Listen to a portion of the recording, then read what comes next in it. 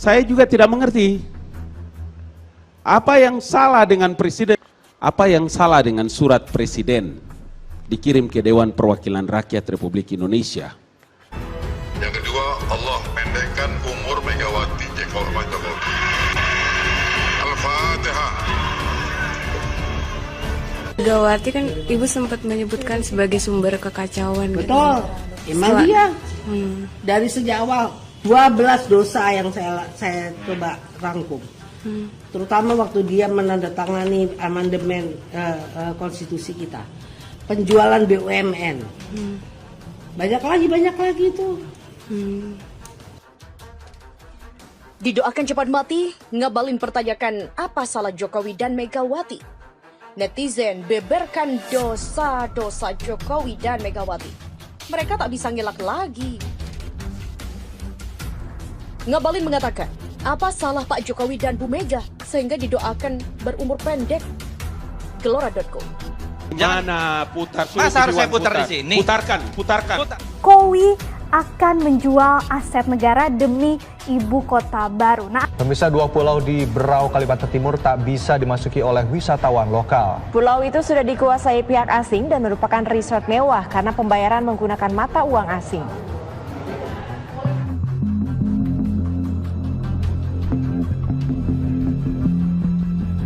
Sekelompok wisatawan lokal dilarang masuk oleh warga asing saat akan memasuki sebuah pulau di Kepulauan Derawan. Pria ini berdalih tiap wisatawan yang masuk pulau ini diwajibkan membayar sejumlah biaya. Jika tidak bersedia membayar, maka hanya diperbolehkan berada di jembatan dan dermaga saja. Atas penolakan itu, wisatawan lokal pun kecewa. Tidak boleh berenang di area sini. Seharusnya ini tidak boleh terjadi untuk ini masih wilayah NKRI itu. Ini jelas NKRI, kalau seandainya tadi di luar dari Pulau Jawa, ini kan di tengah. Ya, itu kan di tengah. Ini perbatasan masih jauh kok. Masih ada barang-barang privasi seperti ini. Sementara mereka, ketika kita ke negara mereka, tidak ada hal-hal privasi yang di sini. Apakah uang bisa membeli negara ini? Kepercayaan apa yang negara berikan untuk kita menjaga negara ini kalau negara sendiri mau menjual belikan dan memberikan izin untuk menjaga privasi mereka? Ini 18.000! Dari mana hati nuraninya yang memutuskan ini? Pak, 18.000 selayakkah ini 18.000 semeter dibayar? Mama dulu menilai.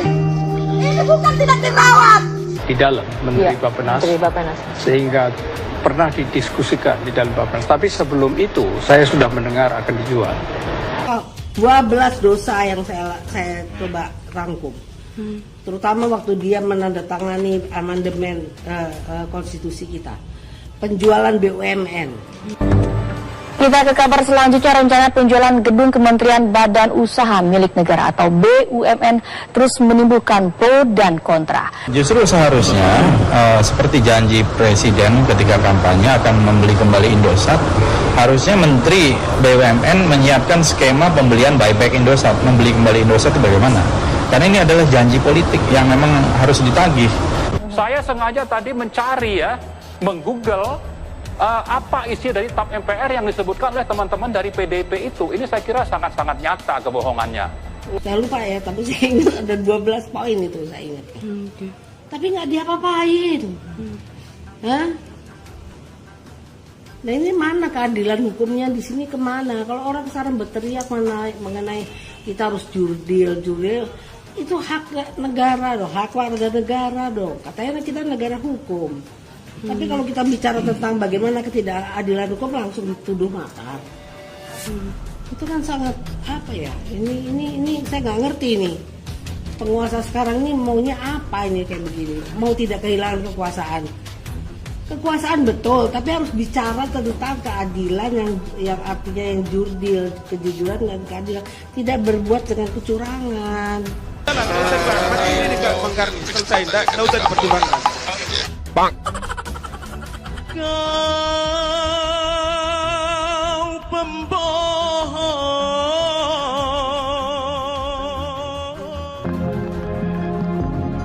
Kini pemilik lahan Pulau Virgin Cocoa bernama Mardeka menggugat PT Nabucco Maratua Resort. Diduga ada penyalahgunaan izin pengelolaan dengan memalsukan tanda tangan. Menurut pengacara tidak hanya turis, bahkan pemilik lahan pun tidak diizinkan memasuki pulau ini. Namun masalah pengusiran yang disiarkan di televisi terutama TV One itu saya juga nggak kaget lah. Karena apa? Jangankan tamu lokal, yang jelas-jelas punya lahan ini yang pembayarannya juga belum jelas dibayar, mereka mau memungut hasil kelapa itu malah nggak bisa sekarang. Pulau Virgin Cocoa dan Pulau Nabucco cukup banyak dikunjungi wisatawan asal Jerman. Agar sampai ke resort mewah itu, wisatawan harus mencarter pesawat dari Balikpapan langsung ke Maratua. Untuk menginap di resort seluas 13 hektar ini, wisatawan asing harus menyiapkan dana 6 juta rupiah dan harus ditukarkan ke dolar atau euro.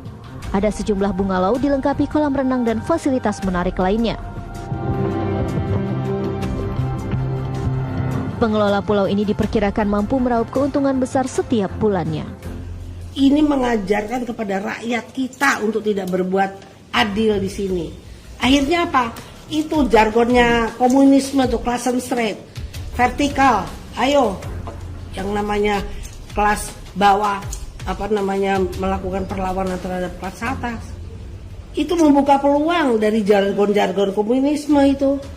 Kalau cara begini, ketidakadilan, kemiskinan itu membuka peluang ideologi komunisme masuk di negara kita. Bukan urusan khilafah di sini. Khilafah udah selesai. Yang namanya pimpinan orang-orang yang katanya dulu mengadopsi atau merangkul pemikiran khilafah itu sekarang sudah ada di tempatnya Jokowi kok, di tempatnya Presiden Jokowi kok. Orangnya ada di situ kok. Siapa, Bu? Kenapa harus tanya sama saya? Mbak juga bisa jawab gitu. Nah, bisa dicek sendiri. Tapi itulah, ini peluang masuknya ideologi lain. Jadi jangan bicara Megawati tentang Pancasila. Ketidakadilan, kemiskinan, pengangguran, dan lagi sebagainya. Dan ini adalah demokrasi, buah daripada amandemen menjadi demokrasi kita liberal kapitalistik nih. Ini nggak sesuai dengan ajarannya Bung Karno. Bahwa dia sadar gitu, makanya saya bilang itu biang kerusuhannya itu Mega. Dan ini membuka peluang komunisme tumbuh subur. Filosofinya gitu ya. Kalau kita bilang sejahtera, itu kita masuk di dalam ethics dari Jeremy Bentham, etika utilitarian. Tidak mungkin kita mensejahterakan semua orang, karena itu mesti dipilih. Di dalam urusan welfare, kesejahteraan, prinsip berlaku the greatest happiness of the greatest number. Yang terbanyak udah bisa sejahtera, oke, secara ekonomi juga bagus. Itu namanya sejahtera. Tetapi ada variabel lain, yaitu keadilan. Dalam keadilan tidak bisa berlaku prinsip utilitarian, the greatest happiness of the greatest number. Karena adil artinya mencari yang tersisih justru. Mereka yang tertinggal, mereka yang tersisih, itu yang harus dicari oleh negara. Itu namanya prinsip keadilan. Jadi kalau semua orang udah welfare, tinggal bilang ya beberapa orang tersisih, itu justru tidak adil. Negara mesti cari mereka yang tersisih. Itu sama kalau ilmu naik gunung itu search and rescue. Cari dan selamatkan. Siapa? Satu orang pun yang tertinggal itu kalau gagal kita cari, itu artinya dia mengalami 2 kali penderitaan. Tersisih dari kelompoknya dan tertinggal dari rencana pencarian. Jadi kita selalu merasa salah kalau masih ada yang tertinggal waktu kelompok itu hilang. Kita cari sampai ketemu. Itu yang namanya prinsip keadilan. Nah di situ berlaku etika Kantian, bukan utilitarian. Dalam etika Kantian, satu orang yang tersisih, dia harus dicari. Dalam etika utilitarian, kalau banyak orang udah bisa sejahtera, oke, karena memang nggak mungkin mendistribusikan secara sempurna sumber yang terbatas. Tapi soal keadilan itu adalah soal rasa batin kita, rasa hati kita. Ini disediakan mertua saya untuk cucu-cucunya, tapi apa yang terjadi? Saya bukan melarang ini jadikan jalan tol, tapi kasih kami solusi.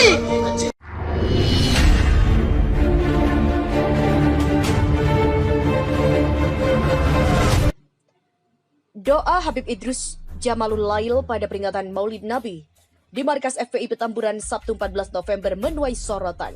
Dia mendoakan Presiden Jokowi dan Ketua Umum PDIP Megawati Soekarno Putri berumur pendek. Tenaga ahli utama KSP Ali Mokhtar Ngabalin menilai doa tersebut tak pantas apalagi diungkapkan seseorang yang dipanggil ulama atau habib. Pasti mereka tahu doa-doa mana yang dianjurkan. Dalam pemahaman saya, orang-orang mukmin dan mukminat yang seperti Ibu Mega dan Pak Jokowi adalah orang-orang Islam. Menurut saya tak pantas dilakukan oleh seorang ulama atau habib, kata Ngabalin kepada Kumparan. Dia lantas menyebut kebencian yang ditunjukkan mereka terhadap Jokowi dan Megawati tak ada dalam anjuran agama apalagi termuat dalam doa. Kami bergaul bersahabat dengan banyak orang dan tokoh di Republik ini baru ada seperti itu. Menurut saya ini tak pantas, sehebat apapun ada langit di atas langit. Kebencianmu pada suatu kaum dilarang oleh Allah Subhanahu wa taala. Ngabalin bahkan secara serius menyebut pihak yang mendoakan agar Jokowi dan Megawati berumur pendek tak beradab sama sekali. Dia terheran-heran bagaimana bisa ada seorang seperti itu. Sebelumnya, dalam peringatan Maulid Nabi di markas FPI Petamburan, Habib Idrus Jamalul Lail meminta waktu berbicara 1 menit. Dalam kesempatan tersebut, dia manfaatkan untuk mengungkapkan doanya untuk Jokowi dan Megawati. Yang pertama, Habib Idrus mendoakan agar Habib Rizik Syihab selalu dalam lindungan Allah dan dipanjangkan umurnya, serta dijadikannya pemimpin kelak. Lalu doa yang kedua, dia mendoakan Megawati dan Jokowi untuk berumur pendek. Demikianlah kata Idrus bagaimana dilihat dari akun YouTube Front TV, dan para tamu undangan yang berada di lokasi itu pun tertawa. Ini 18.000! Dari mana hati nuraninya yang memutuskan ini? Pak, 18.000 selayakkah hingga 18.000 semeter dibayar? Bapak-bapak dulu menilai. Ini bukan tidak dirawat.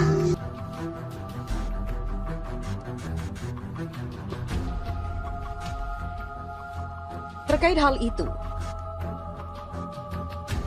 di laman akun Twitter pun ramai informasi tentang hoax ataupun juga komentar-komentar dari netizen terkait dengan hiruk-pikuk yang terjadi di Indonesia saat ini. Seperti akun dari Wawat Kurniawan. Panjangnya daftar hoax yang pernah menjadi dan sayangnya dipercaya oleh banyaknya orang tolol, dan alhamdulillah saya dan banyak kawan lain tak termasuk di dalamnya. Ini kezalimannya. Hoax 11 triliun, hoax 50 juta masker, hoax sudah beli 2 juta Afigan, hoax penangguhan cicilan 1 tahun, hoax pengangguran digaji, hoax mobil SMK, hoax mobil SMK laku 6.000 unit, hoax stop utang luar negeri, hoax stop impor pangan, hoax persulit investasi asing, hoax buyback Indosat, hoax 10 juta lapangan kerja, hoax kabinet diisi profesional, hoax tidak bagi-bagi jabatan, hoax kabinet ramping, hoax penguatan KPK, hoax besarkan Pertamina dalam 5 tahun, hoax cetak 3 juta lahan pertanian, hoax buka bank tani, hoax swasembada pangan.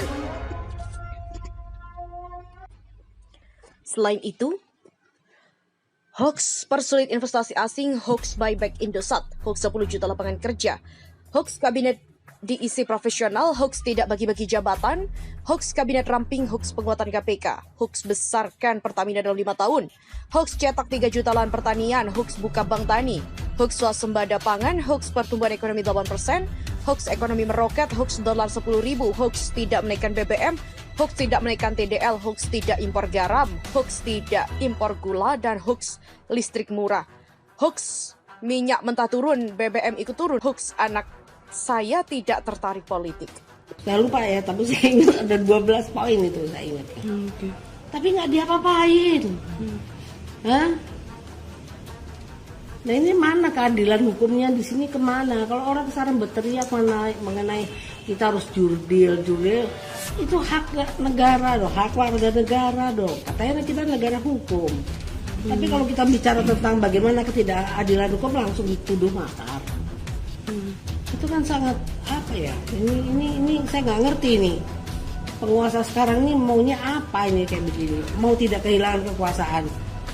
Kekuasaan betul, tapi harus bicara tentang keadilan yang artinya yang jurdil, kejujuran dan keadilan, tidak berbuat dengan kecurangan. Ini mengajarkan kepada rakyat kita untuk tidak berbuat adil di sini. Akhirnya apa? Itu jargonnya komunisme tuh, Klassenstreit. Vertikal, ayo yang namanya kelas bawah melakukan perlawanan terhadap kelas atas. Itu membuka peluang dari jargon-jargon komunisme itu. Kalau cara begini, ketidakadilan, kemiskinan itu membuka peluang ideologi komunisme masuk di negara kita bukan urusan khilafah di sini. Khilafah udah selesai. Yang namanya pimpinan orang-orang yang katanya dulu mengadopsi atau merangkul pemikiran khilafah itu sekarang sudah ada di tempatnya Jokowi kok, di tempatnya Presiden Jokowi kok. Orangnya ada di situ kok. Siapa, Bu? Kenapa harus tanya mas saya? Mbak juga bisa jawab gitu. Nah, bisa dicek sendiri. Tapi itulah, ini peluang masuknya ideologi lain. Jadi jangan bicara Megawati tentang Pancasila. Ketidakadilan, kemiskinan, pengangguran, dan lagi sebagainya. Dan ini adalah demokrasi, buah daripada amandemen menjadi demokrasi kita liberal, kapitalistik. Sementara itu, Komite Politik Kami mengatakan Habib Rizik pulang akses kepemimpinan Jokowi lemah dan gagal sejahterakan rakyat. Kepulangan Imam Besar FPI Habib Rizik Syihab menjadi fenomena setelah mendapatkan sambutan yang begitu antusias dari masyarakat. Komite Politik dan Pemerintahan Koalisi Aksi Menyelamatkan Indonesia atau Kami, Gede Siriana Yusuf menilai kepulangan Habib Rizik Syihab sebagai suatu ekses yang menunjukkan suatu kelemahan dan kegagalan dari pemerintahan Presiden Jokowi. Soal banyaknya masa sambut HRS menurut saya karena orang rindu pemimpin oposisi yang dianggap mampu mengumpulkan orang banyak, menyatukan banyak elemen dalam aksi-aksi jalanan. Begitulah kata Gede Siriana saat dihubungi kantor berita politik Kerbal. Lebih jauh lagi, Direktur Eksekutif Indonesia Future Studies atau Infus ini melihat sosok pembesar FPI itu sebagai tokoh oposisi yang diharapkan kehadirannya di tengah situasi sosial, politik, hukum, dan hingga ekonomi yang menurutnya semrawut.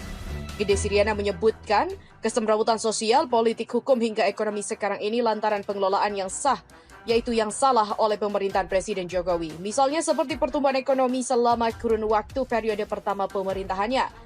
Hanya berkisar 5%, hutang negara terus meningkat, impor pakan masih besar. Selain itu, hantu outsourcing dihadapi buruh domestik. KKN masih banyak, sistem hukum hanya tajam ke bawah, oligarki berkuasa, check and balance di parlemen tidak jalan, apalagi sekarang pandemi dan juga resesi. Orang butuh figur yang jadi antitesa dari Jokowi. Oleh karena itu, Gede Siriana menyimpulkan bahwa kembalinya Habib Rizik ke tanah air merupakan satu tanda yang semakin memperjelas kegagalan pemerintahan saat ini. HRS dan Kami punya identitas jelas, bukan gerombolan liar, dan HRS dan Kami bukan yang akan menjatuhkan Jokowi tetapi rakyat. Begitulah kata Gede Siriana Yusuf. Terkait hal itu, beragam komentar dari netizen seperti Jeffrey Alvaro, ya wes diganti aja doanya, lu yang berumur pendek. Kemudian M. Ali Usman, apa salah buruh dan mahasiswa sampai kamu bilang sampah? Kemudian ada Bambang, kok gua sempat mikir ya ini orang jangan-jangan double agen buat mata-matain partai cebong. Kemudian ada pula Gembel Tweetland, dosa Pak D mungkin ini janji ekonomi meroket tapi Indonesia malah turun derajat jadi negara berkembang, bukan negara maju lagi. Dosa Mama mungkin karena tetap belain idenya Insinyur Soekarno, Pancasila mau dikompresor jadi Trisila, Ekasila, terus dibonsai lagi jadi gotong royong.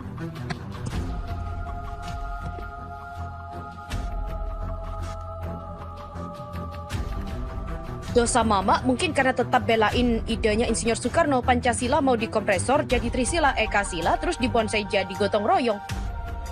Ada pula akun dari Efri Simembura, Dabuke, Motoyomoto, Bekulak, Hari Sahaja, dan juga Momoboy yang turut mengomentari hal itu. Aku malah mendoakan umur mereka panjang biar mereka merasakan disiksaan dunia yang lama, merasakan hinaan yang lama sebelum dirajam di akhirat. Kamu juga kalau mau didoakan yang sama tinggal request kok. Ngebabalin dengan senang hati saya akan doakan malam yang hening bertahajud. Yalah gitu aja tidak paham, sederhana saja biar cepat disidang di pengadilan Allah Subhanahu wa taala. Kan keadilan di sini miring persis alis sampean Pak Ngap @KSP Goib. Ngabalin coba ente ngopi deh sambil ngerokok, di mana tuh kesalahannya? Kura-kura dalam perahu, pura-pura tidak tahu. Berarti doanya direvisi tambah satu lagi deh biar hadiah piring. Ada pula President of Year, biar otak citek lu tuh jalan, coba lu mikir sambil video. Pasti lu tahu deh di mana letak kesalahannya. Kemudian RH Sibuan, ya tinggal lu minta ganti nama lain aja mungkin sesegera. Begitulah beberapa komentar dari netizen terkait hal itu.